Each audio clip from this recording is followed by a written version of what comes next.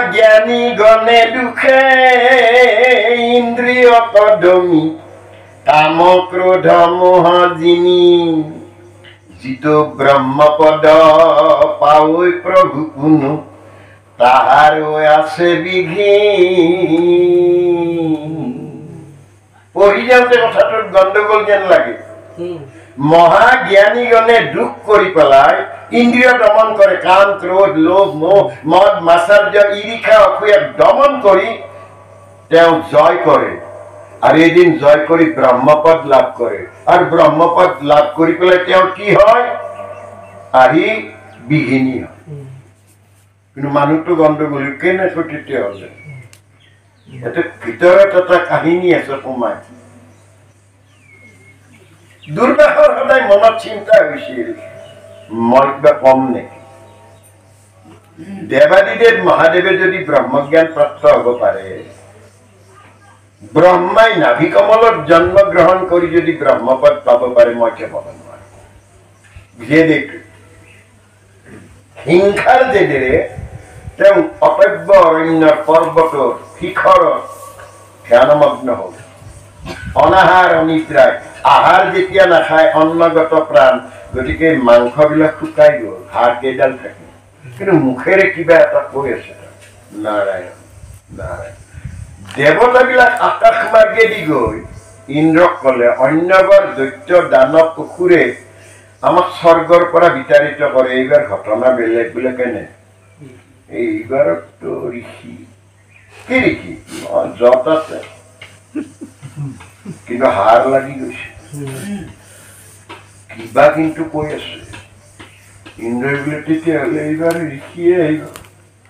কি হ'ব? সকলো লগ লাগি নাৰায়ণ অৰ্থ নাৰায়ণ ধ্যানমগ্ন হৈ আছে, প্ৰভু ৰক্ষা কৰক। কি আছে?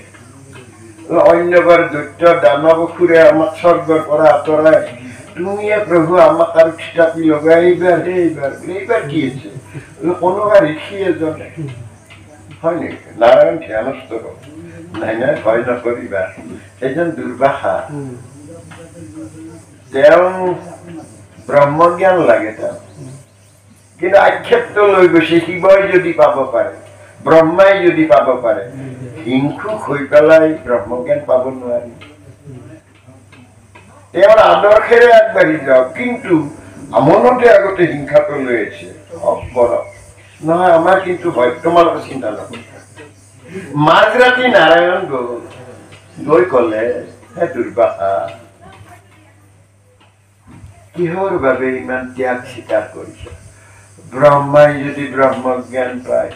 শিৱই যদি ব্ৰহ্মজ্ঞান পায়, মই কিয় নাপাওঁ? আনৰ লগত তুলনা কৰি কিয় লাগে? তুমি হিংসাৰ বাটেদি গৈ বিচাৰিছা, তোমাক ব্ৰহ্মজ্ঞান লাগে, তুমি কৰা। তেওঁলোকক লগত লৈ তুমি কৰিছা, তেতিয়াহ'লে মোক নিদিয়ে যদি মই আত্মত্যাগ কৰিম। নকৰিব। তোমাক দিলে তুমি কি কৰিবা?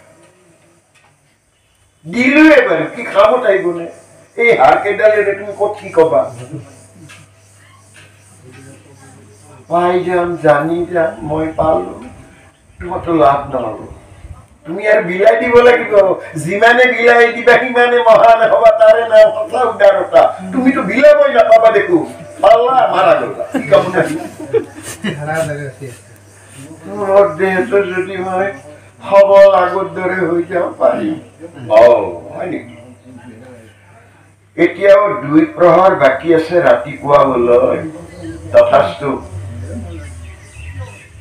তুমি এজন সুন্দৰ পুৰুষলৈ ৰূপান্তৰিত হবা ৰাতিপুৱালৈ, আৰু তেতিয়াই তুমি জানিবা তুমি ব্ৰহ্মজ্ঞান প্ৰাপ্ত হলা। কিমান বা বিলোৱা তুমি জানা। নাৰায়ণ গুচি গ'ল। ৰাতি যেতিয়া পোহৰ হৈ আহিল, কিন্তু সুন্দৰ পুৰুষ এজন নিজে নিজে ভাবি দুৰ্বাসা আচৰিত হৈ গ'ল, তেতিয়াহ'লে মই ব্ৰহ্মজ্ঞান প্ৰাপ্ত হৈছো। ব্ৰহ্মজ্ঞান প্ৰাপ্ত হোৱাৰ লগে লগে তেওঁ চিঞৰি দিছে, হে ব্ৰহ্মা, হে শিৱ, মই ব্ৰহ্মজ্ঞান প্ৰাপ্ত হলো তোমালোকৰ দৰে, কিন্তু ইয়াত থাকিলে মই কাক কি কৰিম?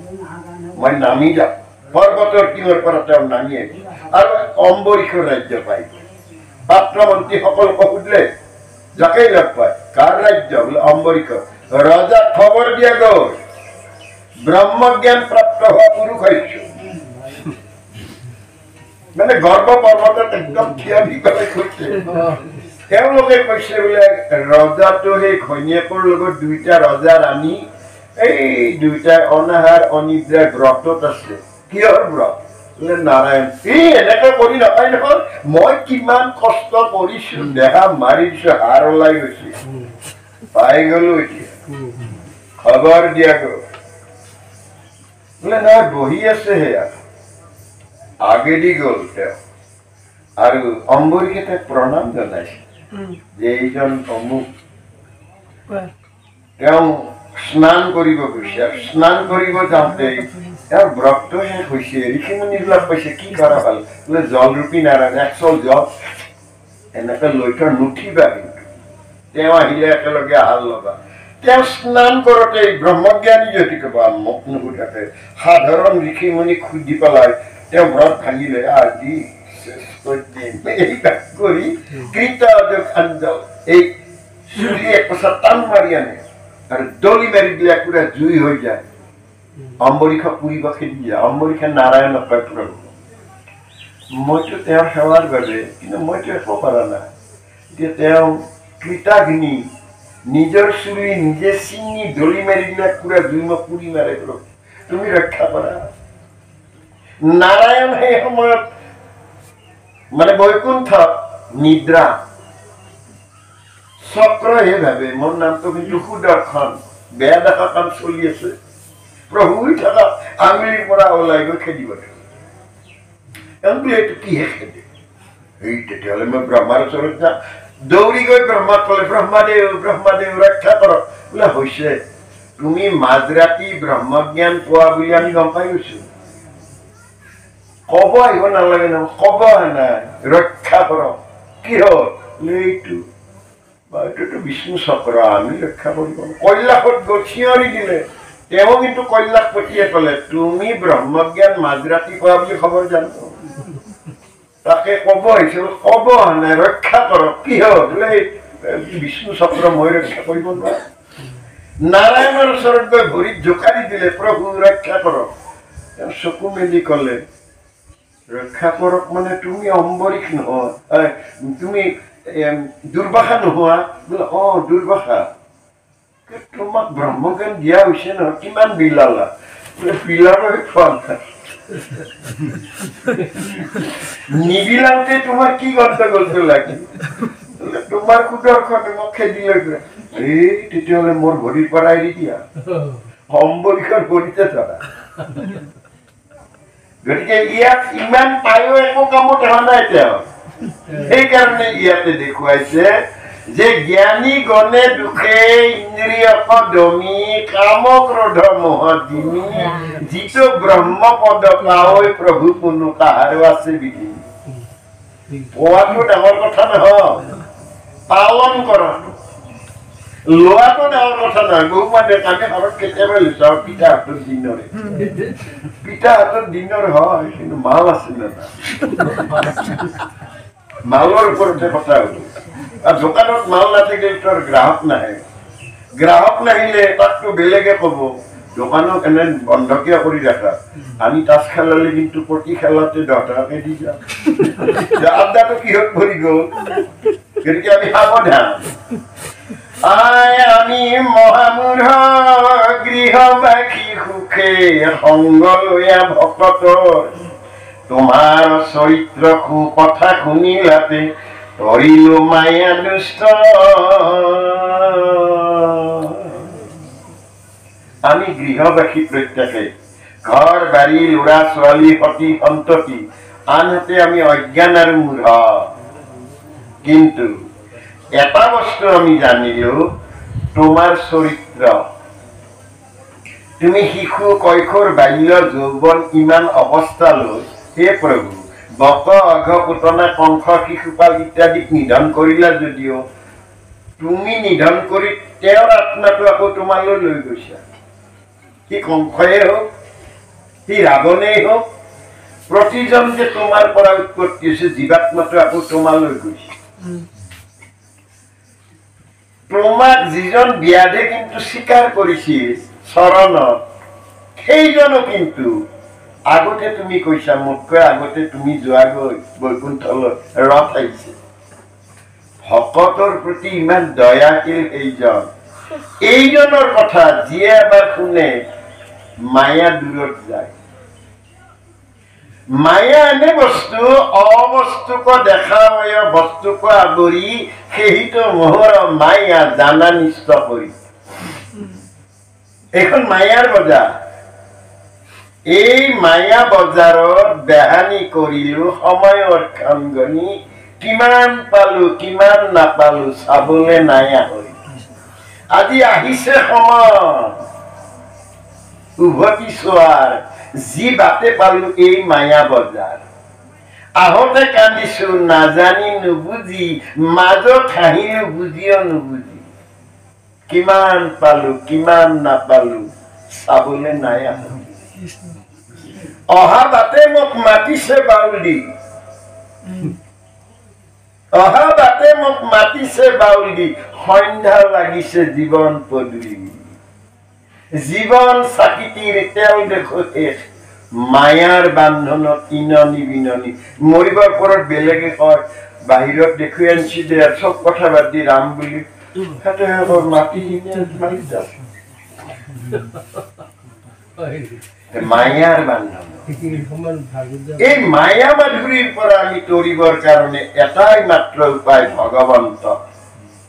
তৰিব পাৰিম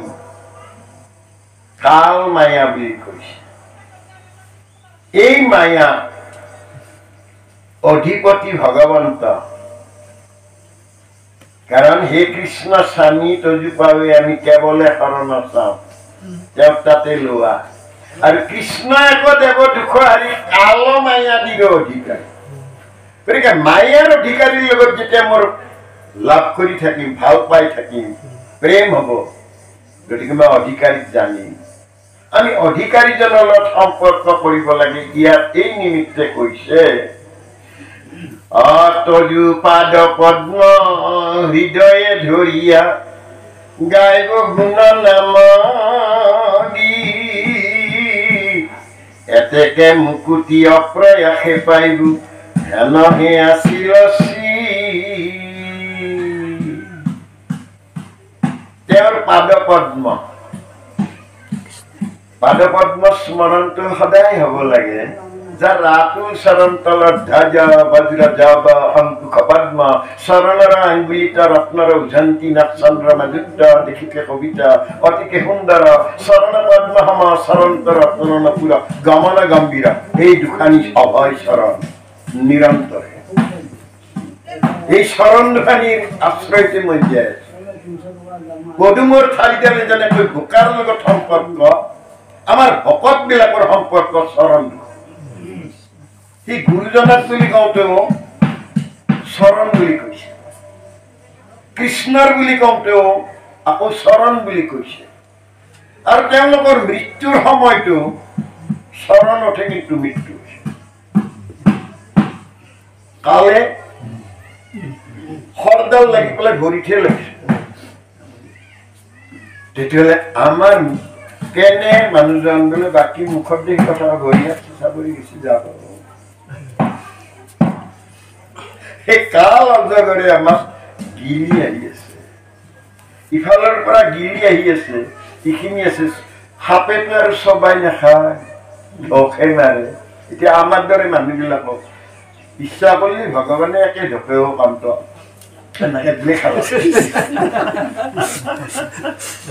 তাতে তেওঁ কৃপা কৰি পেলাই যে একে ঢোকে নাখাওঁতে 2 ঢোক 3 ঢোক কৰি গতিকে জীৱন ইমান কম দিন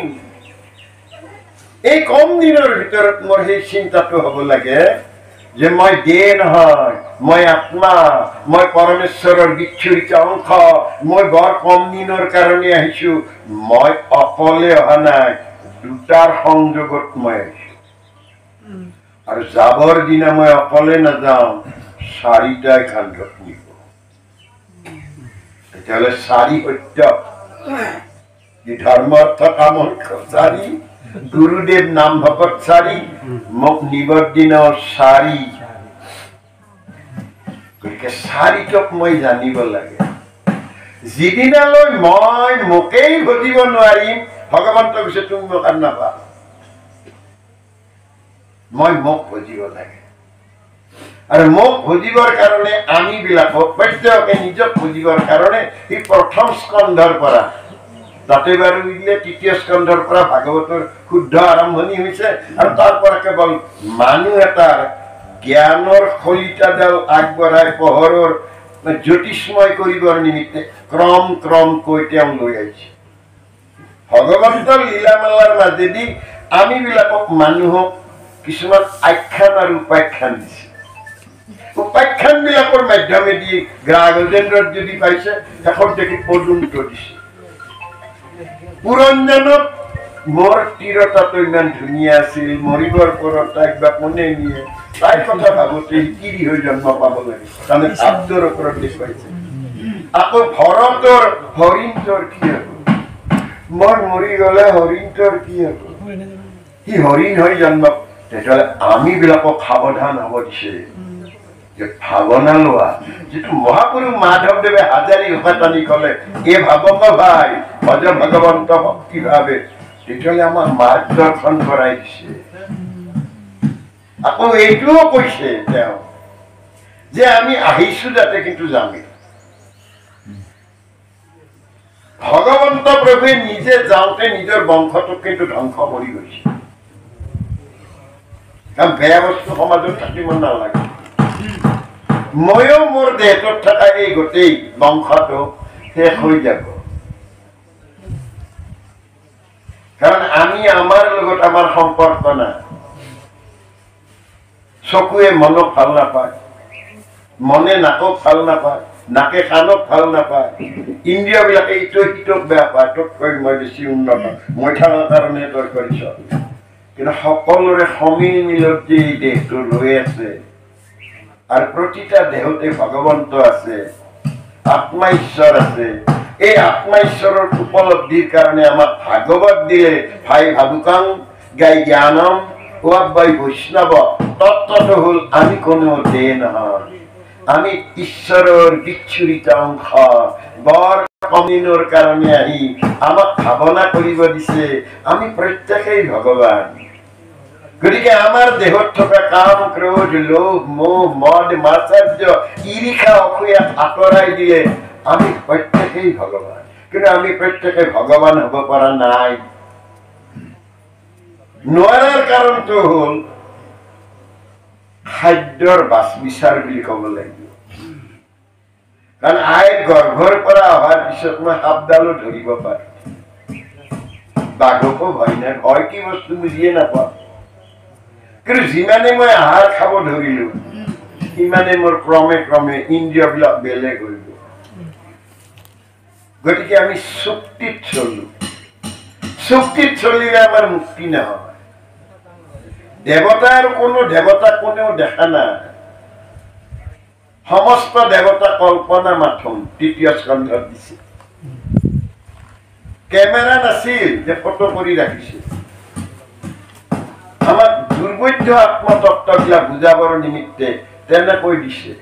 তাকে লৈ জনসমাজৰ দুটা পথ হৈ গৈছে তাতে আৰম্ভণিতে কৈছে যে আমাৰ ধোঁৱাময় কৰি পেলালো গোটেই দেহটো যজ্ঞ কৰি কৰি আৰু এওঁ খুটক আহি পেলাই কৈছে যে তুমিহে আচলতে দিব পাৰা ইয়াৰ মাজেদিও আনবিলাকক কৈছে যে আন্ধাৰত আৰু নাথাকিবা এইখন পুৰাণৰ সূৰ্য ভাগৱত গতিকে পুৰাণৰ সূৰ্য উদিত হলে যেনেকৈ আপোনাৰ বোকাময় গাতটো পৰে ধনীৰ তাতো পৰে দুখীয়াৰ তাতো পৰে তেতিয়াহ'লে সমাজক আমি আগবঢ়াই নিব পাৰো ভাগৱতক কিন্তু ভাগৱতৰ প্ৰতি সমাজৰ আগৰ তুলনাত বাঢ়িছে ল'বৰ কাৰণে কমিছে কাৰণ এইখনতো ইউনিভাৰ্চিটিটো লাগে ডিব্ৰুগড় ইউনিভাৰ্চিটি হওক গুৱাহাটী ইউনিভাৰ্চিটিত লাগে আমাৰে ল'ৰা ছোৱালী বিলাকতো পঢ়ি আছে সিহঁততো এই ঘৰত নকয় গাড়ীখন ল'লেতো আৰু তেওঁলোকে লাগিব অমুকত কৰিব লাগিব তমুকত কৰিব লাগিব তেতিয়াহ'লে তেওঁলোকেও নুবুজিলে এইটো গুৰুজনে সেইকাৰণে ক'লে হৱন্ত পণ্ডিত যদি নহন্ত ভকত পণ্ডিত এটা হাৰিকেন লাই পাম দি আছে বঢ়িয়া পঢ়ৰ পাম নেদা হ'ল হকত হ'ব লাগিব ভাৱনা হ'ব লাগিব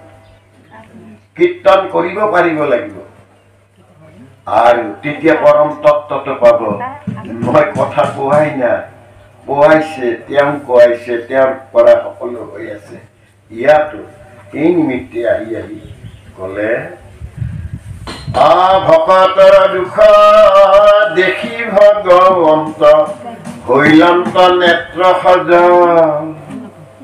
অসন্তোষে কিছু চকৰাইল মাথ সংকোচম খকম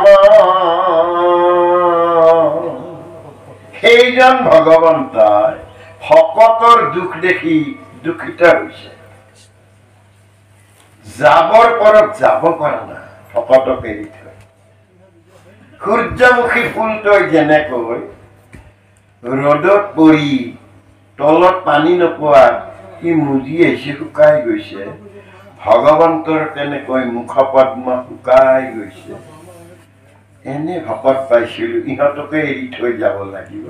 এইকাৰণে বস্তুটোৰ নাম দিছে দুলৰি দুলৰি মানে দোলন ভাৱনাৰ দোলন জীৱনে ঈশ্বৰ কৃষ্ণই কাল ব্যাধৰ হাতত যোৱা নাই আমি প্ৰত্যেকেই ব্যাধৰ সন্মুখত পৰিম বুলি ৰৈ আছো কোন মুহূৰ্তত ব্যাধে কিন্তু আমাক মাৰি দিয়ে তাৰ ঠিকনা নাই ইয়াৰ অপমান গুৰুজনে এটা বিশেষত্ব কৰ্ম কৰিছে যে সেইটো গোটেই বস্তুটোৰ মূল বস্তুটো দিবৰ কাৰণে আমাক চেষ্টা কৰিছে মাত্ৰ অসমীয়া ভাগৱতত পোৱা যায়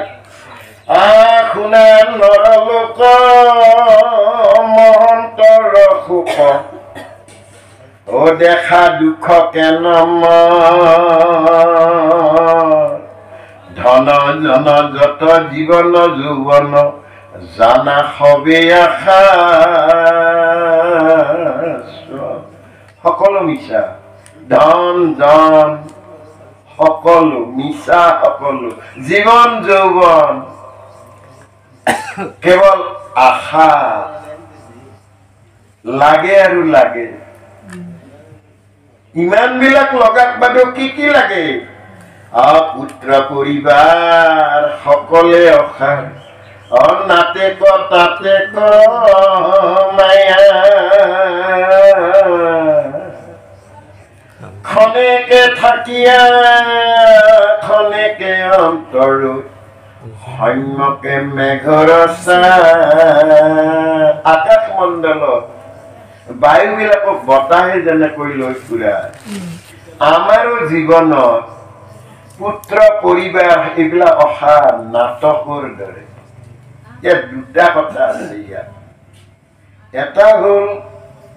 মোৰ গৃহিণীজনী ভাৰ্যাজনী এইজনীকনো ক'লেনে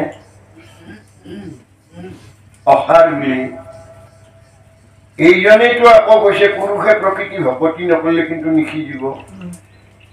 নাৰীৰ গৰ্ভতে আমাৰ জন্ম নাৰী আমাৰ মাতৃ তেতিয়াহ'লে এই প্ৰকৃতিটোৱে দেহটো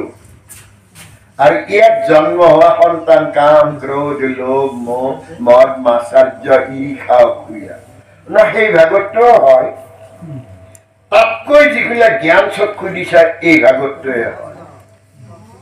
সেইটো নিজে নিজে অনুভূতিৰ কথা গতিকে পুত্ৰ পৰিবাৰ হ'ব সকলে অসাৰ তাৰ নাতে ক তাতে ক মায়া খনেকে থাকিয়া খন্তেকে অন্তৰ সন্মুখে মেঘৰ ছায়া সিদিনা আছিল দপদপীয়া দেহটো ক'ত যে হেৰুৱালো বহু বুলি বহিব নোৱাৰো খোজ কাঢ়ো বুলি কাঢ়িব নোৱাৰো তেতিয়াহ'লে ক'ত হেৰাল কিন্তু ইয়াত সেইভাবে কৈছে কেতিখনে পৰে নৰতনুইটো জীৱন জলৰ ৰেখা কিমান পল লাগব কাম পানীৰ ৰেখা ইদিনে আহিলো মনত পৰে পিঠিৰ পিনে স্কেলত আপোনাৰ ধাৰিখন লৈ স্কুললৈ গ'ল আৰু আহোঁতে ধাৰিখন বতাহ আহিছে কাৰণে মাৰি দিওঁ কিমান দূৰলৈ যায় ক'ত হেৰা গতিকে ইয়াত সেইকাৰণে কৈছে কেতিক্ষণে পৰে নৰতনুইটো জীৱন জলৰ ৰেখা সততে চিন্তিয় কৃষ্ণৰ চৰণ মৰণ একো নেদেখা তুমি আনন্দৰ বাটেৰে যোৱা নিৰানন্দক আঁতৰাই থৈ যোৱা আনন্দৰ পৰমানন্দ পাবলৈ এটি ঠাই আছে সাধুৰ সংগ সাধু পাবলৈ বৰ টান